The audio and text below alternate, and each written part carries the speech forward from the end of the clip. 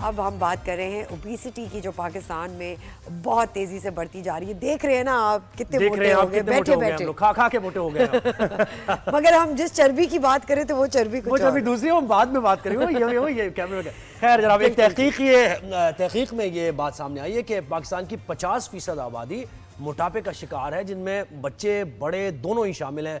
तो इस मौजू पर हम आज बात करेंगे, लेकिन एक रिपोर्ट पहले देखिए और उसके बाद बात होगी। 50% आबादी मोटापे का शिकार। हालिया तहकीक ने पाकिस्तानियों के लिए खतरे की घंटी बजा दी। पाकिस्तान हेल्थ रिसर्च काउंसिल की जानिब से की जाने वाली तहकीक के मुताबिक मुल्क में 50% से ज्यादा आबादी का वजन उनकी जिसामत के एतबार से ज्यादा है। मुल्क में न सिर्फ बड़ों बल्कि बच्चों में भी वजन बढ़ने के रुझान में तेजी से इजाफा हो रहा है। माहिरीन सेहत का कहना है कि ये तहकीक खतरे की अलामत है। सेहतमंद रहने के लिए लोगों को रोजाना वर्जिश और सेहतमंद गज़ा का इस्तेमाल अपने लाइफस्टाइल का हिस्सा बनाना होगा, जबकि बच्चों में भी जिस्मानी सरगर्मियों को बढ़ाने के साथ उन्हें जंक फूड से दूर रखना होगा। माहिरीन सेहत का मजीद कहना है कि मोटापे के बायस अवाम को जानलेवा इमराज का खतरा लाहक हो सकता है, जिनमें दिल की बीमारियां, आर्थराइटिस, हाई ब्लड प्रेशर और ज़्यादतीस अहम हैं। जरूरी है कि अपने खाने पीने का खास ख्याल रखा जाए और वर्जिश को मामूल का हिस्सा बनाया जाए।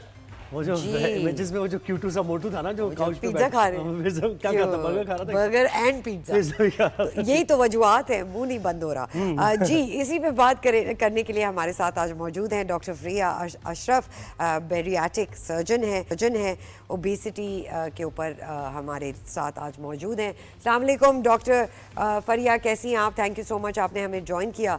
सबसे पहले तो ये बताएं कि पाकिस्तान में मोटापा बहुत तेज़ी से फैल रहा है और इसकी क्या वजूहात हैं, हम क्या सही नहीं कर रहे और क्या करना चाहिए? वालेकुम अस्सलाम, अल्हम्दुलिल्लाह मैं बिल्कुल ठीक ठाक। और जो आज टॉपिक आपने सिलेक्ट किया है, I think that is very close to my heart. Reason यही है, अभी हमने रिपोर्ट में भी सुना है कि पाकिस्तान थर्ड वर्ल्ड कंट्रीज़ के अंदर, स्पेशली साउथ ईस्ट एशिया में मोटापा बहुत तेज़ी से फैल रहा है और पेंडेमिक फॉर्म के अंदर आ चुका है इस वक्त। हमने ये रियलाइज़ करना छोड़ दिया है कि मोटापा एक बीमारी है, ये हेल्थ का साइन नहीं है। सबसे पहले तो हमें ये माइंड ट्रेंड चेंज करना होगा। जो माइंड सेट है, लोगों को ये लगता है कि जो मोटा है वो हेल्दी है और जो पतला है वो कमजोर है। कहते हैं ना, खाते पीते घर आने से। बेसिकली एक बीमारी है जो कि ना सिर्फ खाते पीते एग्जैक्टली तो ये जो पॉइंट है ना, ये तो बड़ा, ये नहीं, जो एक फिट एनर्जेटिक बनता है वो कमजोर है, हर कोई उसको यही बोलता रहेगा इतने कमजोर क्यों हो, इतने कमजोर। और जो एक मोटा है वो बड़ा सेहतमंद है। तो मोटापा ना सिर्फ एक आइसोलेटेड खुद बीमारी है, लेकिन अपने साथ ऑलमोस्ट 100 to 150 बीमारियों को साथ लेकर आता है, जिसमें शुगर, ब्लड प्रेशर, हार्ट के प्रॉब्लम्स, आर्थराइटिस, एस्थमा, बहुत सारी बीमारियां।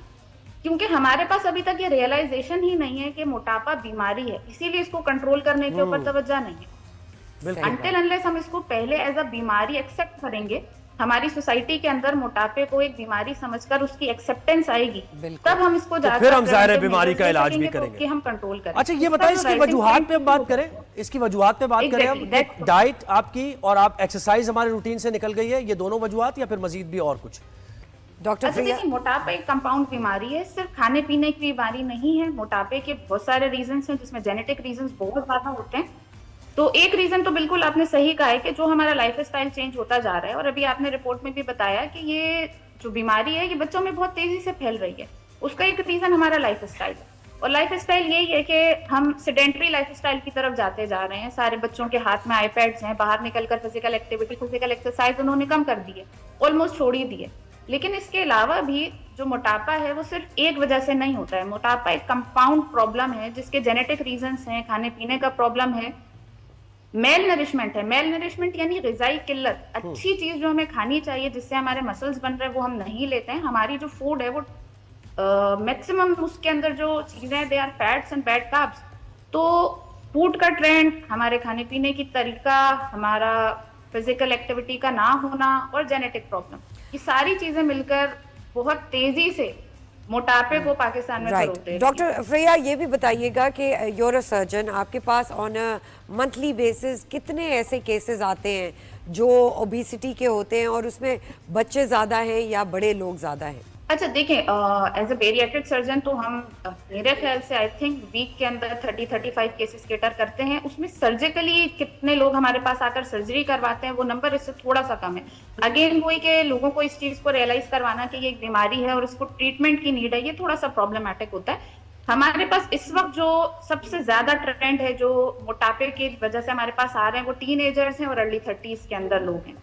तो ऑलमोस्ट 50 to 55% जितनी भी पॉपुलेशन हमारे और पास सर, आ रही है डॉक्टर साहब, they are in their early teens और मिड 20s और अर्ली 30s। अच्छा, जब हम सर्जरी की बात करते हैं इसको जरा एक्सप्लेन कीजिए, यानी सर्जरी किस किस्म की यानी लोग चाहते हैं जो बहुत ज्यादा मोटे हो जाते हैं? जी हाँ, उस पर बात कीजिए। ठीक, अच्छा, जो बेरियाट्रिक सर्जरी है बेसिकली इसके 2-3 नाम हैं। इसको मेटाबॉलिक सर्जरी भी कहते हैं, वेट लॉस सर्जरी भी कहते हैं, डिपेंड करता है हम किस लिए कर रहे हैं। मेटाबॉलिक सर्जरी उस वक्त कहते हैं इसको जिस वक्त जो सर्जिकल टारगेट है वो सिर्फ मोटापा नहीं है बल्कि मोटापे के साथ एसोसिएटेड डिजीज भी है। फॉर एग्जांपल शुगर का कंट्रोल, ब्लड प्रेशर का कंट्रोल, आर्थराइटिस का कंट्रोल, एस्थमा का कंट्रोल, इन सारी चीजों को जब हम कंट्रोल करते हैं सर्जिकली विद वेट लॉस तो उसको हम मेटाबॉलिक सर्जरी कहते हैं। वरना सिर्फ वेट लॉस के लिए अगर टारगेट किया जाए तो ये बेरियाट्रिक सर्जरी कहलाती है। इसके अंदर हम ऐसा करते हैं, 2 से 3 तरह की होती है। एक ये होती है कि स्लीव गैस्ट्रेक्टमी जिसका नाम है, जिसमें हम जो स्टमक है या मैदा है पेशेंट का उसका साइज छोटा कर देते हैं। दूसरी बाईपास सर्जरी कहलाती है जिसमें स्टमक का साइज छोटा होने के साथ साथ हम जो आंत है उसका भी कुछ हिस्सा बाईपास कर देते हैं। इससे मल्टीपल चीजें होती हैं। एक तो पेशेंट का वेट लॉस होता है जो कि बहुत एफिशिएंट वेट लॉस होता है। इस वक्त लिटरेचर में कोई और तरीका बेरियाट्रिक सर्जरी के क्लोजर भी नहीं है इन वेट लॉस। दूसरी चीज जो मेटाबॉलिक डिजीजेस हैं जिसमें डायबिटीज और हाइपरटेंशन नंबर 1 है, उनका बहुत अच्छा कंट्रोल होता है। ऑलमोस्ट 6 मंथ पे हमारे वो पेशेंट जो इंसुलिन के ऊपर होते हैं वो डिजीज फ्री हो जाते हैं और डायबिटिक मेडिसिन से ऑफ हो जाते हैं। अगर मेडिसिन से ऑफ नहीं होते तो उनकी requirement by the end of 6 month to 1 year of this surgery less than half रह जाती है। तो अपनी मेटाबॉलिक डिजीजेस का कंट्रोल उनके अंदर बहुत अच्छा आता है, उनके अंदर वेट लॉस होता है और with in 1 month of this surgery almost 8 to 12 kg patient weight loss करता है। अच्छा, ऑन अ रेगुलर बेसिस एक इंसान क्या कर सकता है? वॉकिंग ज़रूर करे, वॉकिंग को अपनी लाइफस्टाइल का हिस्सा बनाए। होता है 7000 स्टेप्स ले लिए, तो जो ज़ईफ़ हैं, जो जवान हैं, उन सब के लिए बिल्कुल। देखिए, जो ओबेसिटी की ट्रीटमेंट है ना, इट्स एन होलिस्टिक अप्रोच। ये किसी एक डोमेन में नहीं आता है। आपने बिल्कुल सही कहा। इसके अंदर हमारे पास लाइफस्टाइल मॉडिफिकेशन बहुत ज्यादा इंपॉर्टेंट है, एक्सरसाइज बहुत ज्यादा इंपॉर्टेंट है, डाइटरी मॉडिफिकेशंस बहुत ज्यादा इंपॉर्टेंट है। Surgery is a part of management of obesity, but it's not solely responsible or the only solution to it. Right. So of course अगर हम dietary habits अपने ठीक करें, सबसे important जिसके अंदर है कि हम लोग जो भी चीज ले रहे हैं, इवन हम जो वेजिटेबल्स ले रहे होते हैं उसको इतना पका लेते हैं, भून के खाना, भून के खाना, ये तो हमारी रिवायत है। उसकी वैल्यू खत्म हो जाती है। सारा एसेंस है वो हम निकाल देते हैं और उसके बाद whatever we are taking is pure husk। सिर्फ फाइबर उसका जा रहा है, that is again bad fibre, सिर्फ कार्बोहाइड्रेट्स जा रहे हैं, तो this is not good. Again बिल्कुल फिजिकल एक्टिविटी नहीं है उसमें। मैं सिर्फ अपने आप को नहीं बोलूंगी, सोसाइटी के अंदर भी प्रॉब्लम है। हमारे पास अच्छे पार्क्स नहीं है, लाइफस्टाइल हम एवरेज बच्चों के अंदर एक्सरसाइज को या जिम करने फिजिकल को, एक्टिविटीज को प्रमोट नहीं करते हैं। जी, डॉक्टर फ्रिया अशरफ, आपका बहुत बहुत शुक्रिया, आपने हमें वक्त दिया और इतनी अच्छी इंसाइट दी ओबेसिटी को लेके। ये बात है कि अपनी न्यूट्रिशन वैल्यूज अच्छी रखें और लाइफस्टाइल को चेंज करें।